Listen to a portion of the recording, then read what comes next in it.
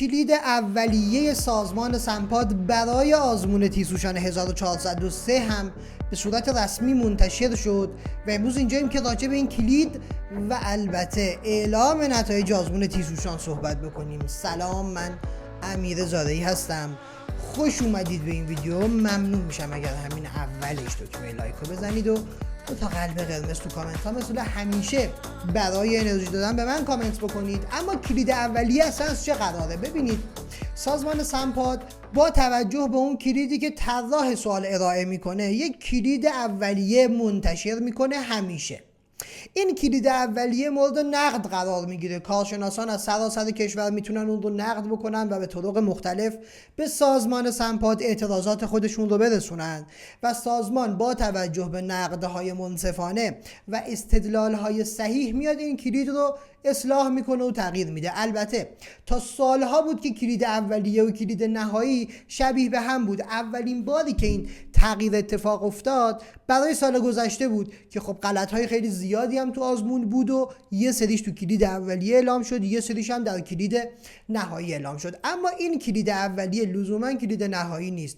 کلید نهایی قراره تا چند روز دیگه، البته معمولا بین 7 تا 10 روز بعد از کلید اولیه از طرف سازمان سنپاد منتشر میشه که خب مثل همیشه رسانه هوش در کانال تلگرامش خیلی زود کلید نهایی رو هم منتشر میکنه. اما فرایند تصحیح اوراق کی انجام میشه؟ هنوز کلید نهایی نشده، فرایند تصحیح انجام میشه. ببینید، فرایند قرائت برگه ها در حال انجام. در حال حاضر سازمان سنجش این کار رو به عهده گرفته و میاد فرایند تصحیح رو آغاز میکنه، قرائت میکنه گزینه های شما رو.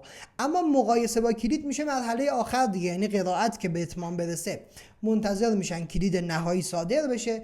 کلید نهایی رو وارد سیستم میکنن و خانش مقایسه میشه با کلید نهایی و رتبه و تراز متناسب با اون صادر میشه. پس اعلام نتایج کی خواهد بود؟ طبق اعلامیه رسمی آموزش و پرورش که در کانال تلگرام هم چند روز قبل گذاشتیم، فرایند اعلام نتایج رو آخر تیر ماه اعلام کرده بودن، اواخر تیر. اما در گفته های رئیس سازمان سنپاد اوایل مرداد به عنوان اعلام نتایج گفته شده. اگر هر کدوم این دوتا هم باشه واقعا عالیه. یعنی ما هیچ سالی در کل تاریخ نداشتیم که آزمون تیزهوشان زودتر از نیمه مرداد اعلام بشه. اگر بتونن آخر تیر اعلام بکنن یا حتی بتونن اول مرداد هم اعلام بکنن، به نظر من اتفاق فوق‌العاده‌ایه و با توجه به این روال منظمی که امسال سنپاد به خودش گرفته، من بعید نمیدونم که این موضوع هم اتفاق بیفته. در سالهای قبل ما بی‌نظمی‌های زیادی رو در روال برگزاری آزمون دیدیم، اما امسال از حق نگذریم، روال برگزاری آزمون روال منظمی بود. غلط‌های آزمون از قبل اعلام کردن، سر تاریخ و سر ساعت برگزار شد آزمون. از طرفی کلید اولیه گفته بودن 5 روز بعد آزمون، ولی 3 روز بعد آزمون منتشرش کردن. از این جهت من حدس میزنم که نتایج هم در همون ایام اعلام بشه و این اتفاق خوبیه. توجه بکنید که من فقط راجع به روال برگزاری آزمون صحبت کردم. در رابطه با محتوای آزمون هیچ صحبتی برای انجام ندارم و نخواهم کرد. پس این شد روال تصحیح اوراق و اعلام نتایج. مطمئن باشید رسانه هوش مثل همیشه بعد از اعلام نتایج خبرش رو خیلی فوری